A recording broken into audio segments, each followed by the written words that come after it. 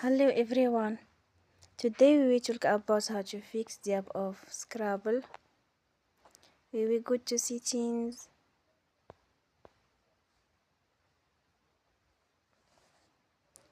then we click on apps. After that we will search the app Scrabble and we click. Then we will on for stop. After that we will go to storage.